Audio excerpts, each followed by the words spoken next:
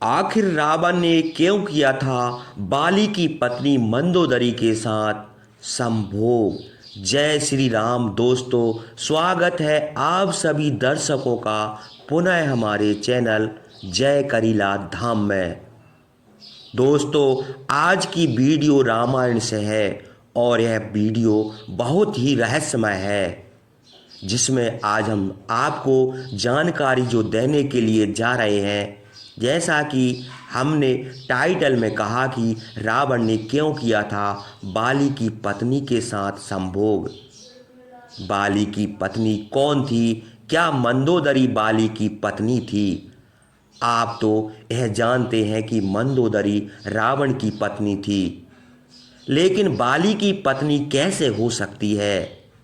जब मंदोदरी बाली की पत्नी थी तो रावण ने मंदोदरी का हरण कैसे किया और उसे अपनी पत्नी कैसे बना लिया और उसके साथ संबंध कैसे बनाए? तो इसी पर हम इस वीडियो में दोस्तों चर्चा करने के लिए जा रहे हैं। आपसे निवेदन है कि आपको यह जानकारी यदि जानना है और हासिल करना है तो आपको हमारे वीडियो को समाप्ति होने तक चैनल पर मेरे साथ बने रहना होगा और इस वीडियो को शुरू से अंत तक देखना पड़ेगा। और जो भी हम जानकारी इस प्रसंग के माध्यम से आप तक पहुंचाना चाहते हैं तो इस प्रसंग के लिए आपको ध्यानपूर्वक शुरू से अंत तक सुनना भी पड़ेगा, तभी आपको यह जानकारी मिल पाएगी कि रावण ने बाली की पत्नी का हरण क्यों किया था। यानी मंदोदरी क्या बाली की पत्नी थी या रावण की पत्नी थी? ये सारी जानकारी तभी आपको प्राप्त हो पाएगी। तो चलिए दोस्तों शुरू करते हैं यह प्रसंग। प्रिय दर्शकों, बात उस समय की है जब बाली जो था भगवान विष्णु का वरदानी था और उसे वरदान बहुत मिले थे। भगवान विष्णु ने वरदान दिया था कि तुम्हारी शक्ति के सामने कोई नहीं आएगा, कोई नहीं डट पाएगा और जो भी तुमसे लड़ने के लिए आएगा और जैसे ही तुम्हारे समक्ष आएगा तो तुम्हारे सामने आते ही उसकी शक्ति जो है वो क्षीण हो जाएगी और उसकी शक्ति तुम्हारे अंदर प्रवेश कर जाएगी। मित्रों, अब बाली की वरदानी शक्ति जो थी वह दिन दूनी रात चौगनी बढ़ती जा रही थी। इसका प्रमुख कारण उसकी तपस्या और पूजा पाठ ही था और कोई कारण नहीं था। भाई सुबह शाम ऋषियों की तरह संध्या बंदन किया करता था और बिना संध्या बंदन के दिन रात शुरू नहीं करता था। जब तक संध्या बंदन नहीं करता तब तक दिन और रात की शुरुआत भी नहीं होती थी। जब किसी शत्रु का वध करता था तो उसके बाद उसके पाप निवारण के लिए तपस्या अवश्य करता था। एक दिन की बात है, महाराज बाली तपस्या कर रहे थे और उधर ब्रह्मा और शिव का वरदानी यानी रावण था, वो तीनों लोकों में युद्ध कर रहा था। उसका युद्ध चल रहा था। रावण जो था जिससे लड़ने के लिए जाता हर प्रकार से उसे हरा देता था।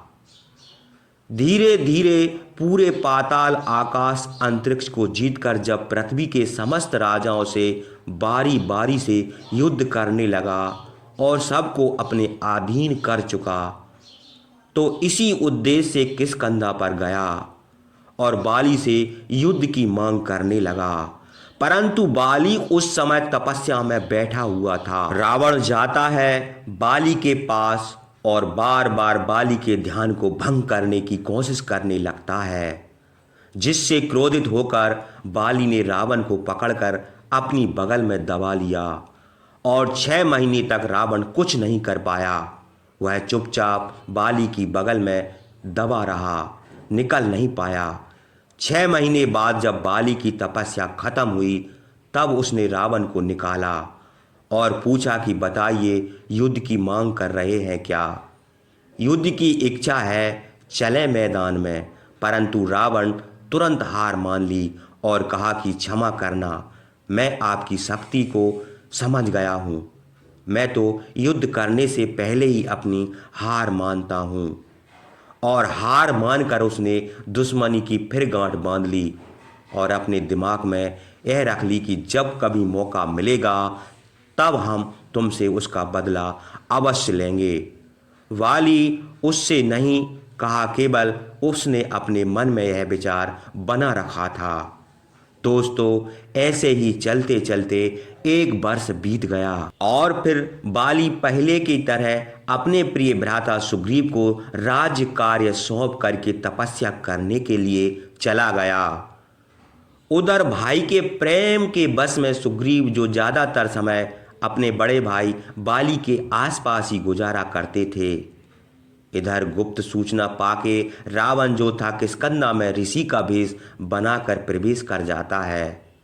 और जब किष्किंधा में प्रवेश करता है ऋषि का भेष बना करके रावण, उधर बाली भी आज्ञा थी कि कोई भी ऋषि हमारे राज में प्रवेश करे तो उसकी आज्ञा, ईश्वर की आज्ञा मान करके सेवा करना। इधर दूत से ऋषि का आगमन सुन करके महारानी मंदोदरी जो थी अपनी देवरानी तारा के साथ आकर के ऋषियों के भोजन के लिए, सेवा के लिए खुद गईं। उसे नहीं मालूम था कि यह ऋषि के भेष में कोई शैतान रावण है। उधर मौका पाके रावण ने दोनों को पकड़ लिया और अपने विमान में बिठाकर हरण करके लंका की तरफ चल दिया। दोस्तों, मंदोदरी और तारा यह दोनों सगी बहनें थीं जो आपको आने वाली कथा में हम बताएंगे। और उनका विवाह सुग्रीव और बाली से हुआ था, लेकिन रावण ने मौका की तलाश पाकर और उसने उनका हरण किया। मंदोदरी और तारा दोनों ही उस समय गर्भवती थीं और संतान को जन्म देने वाली थीं।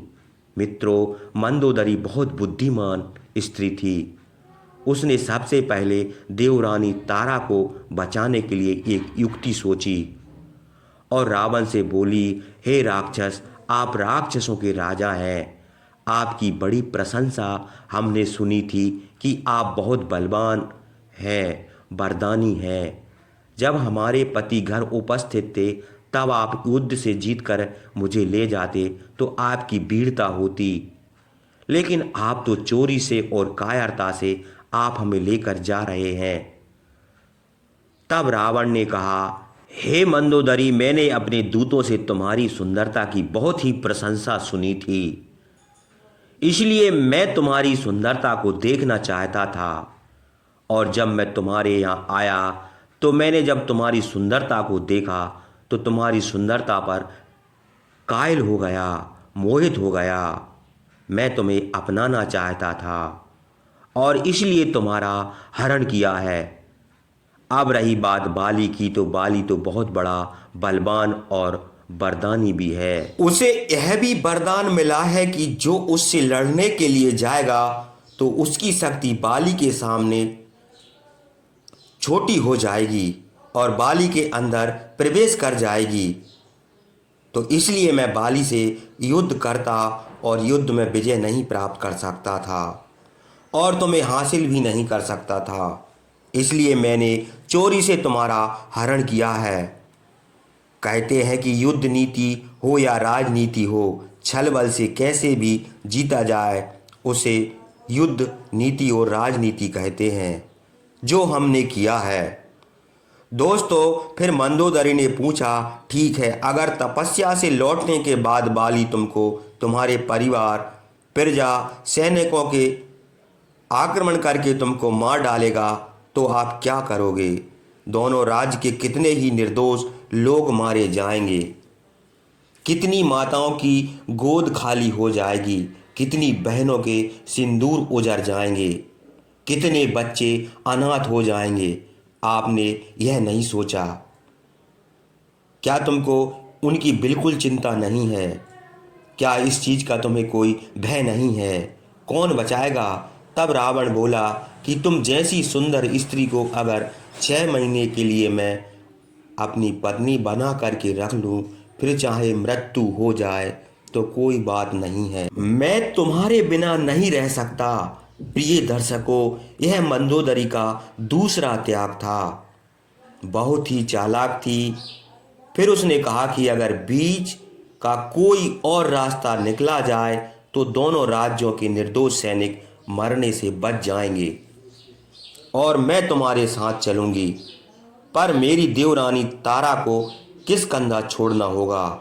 रावण ने यह भी बात मान ली और किस कंधा ले जा कर के तारा को वहीं उतार दिया। फिर मंदोदरी को लेकर चल दिया। मंदोदरी कहती है, मैंने सुना है कि आपकी गर्जना इतनी भयानक है कि जिसको सुनकर महिलाओं के पशुओं के गर्भ भी गिर जाते हैं। क्या यह सच है? तब रावण ने कहा, हाँ यह सच है। मंदोदरी बोली कि मैं तुम्हारी गर्जना सुनना चाहती हूँ। रावण ने बड़ा अट्टहास किया जिससे पूरा ब्रह्मांड गूंजयमान हो गया और भयंकर आवाज से रानी मंदोदरी का गर्भ जो था वह गिर गया और उनका पुत्र समय से पहले पैदा हो गया। पुत्र की रक्षा के लिए मंदोदरी ने फैसला लिया। मंदोदरी पुनः प्रार्थना की कि इस बच्चे को तारा के पास छोड़ दो ताकि उसका पालन पोषण हो सके और जो निर्दोष है वो बच सके। आप तो बुद्धिमानी हैं, ज्ञानी भी हैं। इस बच्चे को उसी के हाथ में देकर मानवता का परिचय दीजिए। रावण ने पुनः विमान फिर वापस किया और मंदोदरी के महल के छत पर उतार करके बच्चे को तारा को सौंपने की छूट दे दी। उधर मंदोदरी ने अपना बालक तारा को दे करके कहा, मैं अपना अंग आपको अपने बेटे को सौंप रही हूँ, दान कर रही हूँ। आज से तुम इसकी माता होगी। दोस्तों कहते हैं कि पुत्र माता के शरीर का अंग होता है, अतः इसका नाम अंगद है। अब मुझे अपने राज्य और तुमको अपने पुत्र को बचाने के लिए रावण के साथ जाना होगा। दोस्तों फिर मंदोदरी रावण के साथ लंका को रावण ने मंदोदरी के साथ गंधर्व विवाह करके उसको लंका की महारानी बना दिया। परिणाम स्वरूप मंदोदरी रावण से भी गर्भवती हो गई। उधर 1 साल की तपस्या का व्रत लिए राजा बाली जब तपस्या उसकी संपन्न होती है यानी खत्म हो चुकी थी, तब सुग्रीव की सेवा के भाव से बहुत प्रसन्न हुआ और भाई को गले लगाया और प्रसन्न होकर अपने राज्य में लौट आया। उधर जब राजा बाली को यह पता चला कि रावण जो था मंदोदरी का हरण करके ले गया है, और जब बाली ने यह सुना तो अत्यंत क्रोध किए भयंकर रूप में बाली जो था लंका पहुंच गया और दौड़ करके रावण को ललकारा। लंका में विचरण करने लगा। राजा रावण जो था उसके डर के मारे कांपने लगा और इस महल से उस महल में छुपता हुआ घूम रहा था। उसको कोई उपाय नहीं सूझ रहा था कैसे बाली से अपने प्राणों की रक्षा की जाए, क्योंकि बाली बहुत क्रोधित है। तब मंदोदरी ने लंका में नरसंहार रोकने के लिए परोपकार की भावना से रावण का साथ दिया और बोली कि आप इस तरह से बाली का क्रोध शांत कीजिए, उन्हें अतिथि रूप में निमंत्रण दीजिए, उनके साथ भोजन करिए और उन्हें झूठा भोजन खिलाने का प्रयास कीजिए, क्योंकि झूठा भोजन किसी का खाते हैं तो आप उन्हें अपना अतिथि स्वीकार कीजिए और उनसे क्षमा मांगिए। दोस्तों फिर रावण जो था डर से कांपता हुआ इस महल से कभी उस महल में जा कर के छुप जाया करता था। फिर रावण ने दूत भेजकर बाली को राजमहल में बुलवाया और मंदोदरी के पीछे खड़े होकर अत्यंत दीन भाव से बोला, हे महाराज, मैं ब्राह्मण पुत्र हूँ, मैं अपने वचन का पालन करूँगा। आपकी महारानी को आदर के साथ आपको सौंप दूँगा। आप पहले हमारे अतिथि को स्वीकार कीजिए और आप मेरे साथ भोजन कीजिए और मेरी दोस्ती स्वीकार कीजिए। दोस्तों रावण के दीन वचन को सुन करके, मंदोदरी की प्रार्थना सुन करके बाली का क्रोध शांत हुआ और वह भोजन करने के लिए रावण के साथ उसी की रसोई में बैठ गया। जैसा कि आप सभी सनातनी हो, पता है कि भोजन हमेशा पृथ्वी पर बैठकर लकड़ी के पटले पर अटक बैठा जाता है और फिर अंगुली पृथ्वी पर स्पर्श करते हुए और एड़ी पटले के ऊपर रहती हैं। दोनों हाथ पैरों के बीच रखकर दाएं हाथ से भोजन खाया जाता है और भोजन करते समय मौन रहा जाता है। यही भोजन का तरीका है। फिर बाली जो था भोजन मंत्र का जाप करता है और भोग लगाता है और भोजन शुरू कर देता है।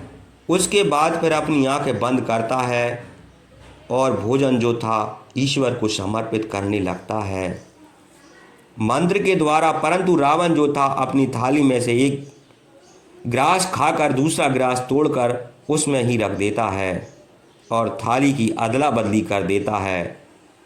मंदोदरी को पता था कि बाली कभी किसी का झूठा भोजन नहीं कर सकता, इसलिए उसने रावण से यह काम करवाया था।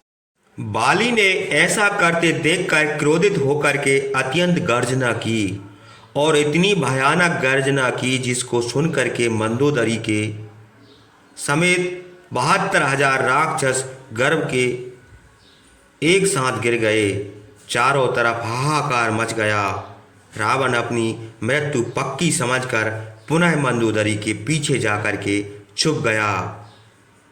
गर्भ के दर्द को समेटे हुए मंदोदरी पुनः हाथ जोड़कर बोली, हे महात्मा वैष्णव बलवान श्रेष्ठ महाराज बाली, आपके सामने यह रावण एक तुच्छ प्राणी है, परंतु ये ऋषि विशर्वा का पुत्र है।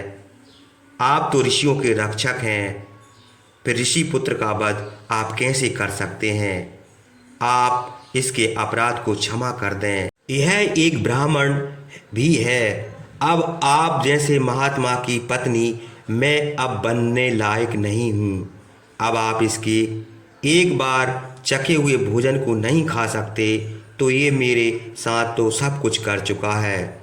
इसके द्वारा मैं गर्भवती हो चुकी हूँ, रक्तस्राव भी हो गया है। आपकी गर्जना को सुन करके इसकी संतान पैदा होने वाली है, इसलिए मैं आपके अभियोग नहीं रही। दोस्तों, मंदोदरी की इस बात को सुन करके बाली का क्रोध जो था वह कम हुआ, परंतु उसने कहा कि इसकी गर्जना से हमारे पुत्र अंगद को समय से पूर्व जन्म लेना पड़ा था और उसको शारीरिक रूप से कमज़ोर किया है। इसने अपनी गर्जना से आज लंका की कोई भी गर्भवती अपने बच्चे को रोक नहीं सकती। और वह ऐसा कह करके पुनः फिर अट्टहास करता हुआ लंका की सारी स्त्रियों के फिर गर्भ गिर जाते हैं।